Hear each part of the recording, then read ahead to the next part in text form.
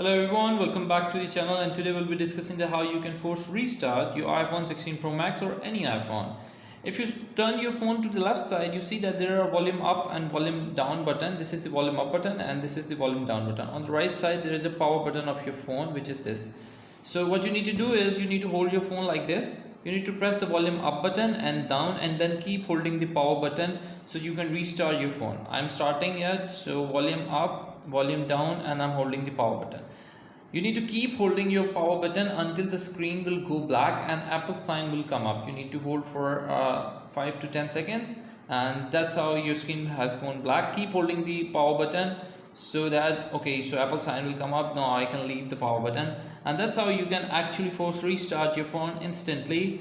Mostly you can restart your phone while it's got stacked, or your touch is not working, or any of the apps which collide with each other, and you are using a slow user experience. I hope so we are back. I hope you get the point what I'm trying to tell you. You just need to hold the volume up. You need to tap the volume button up, down, and keep holding the power button.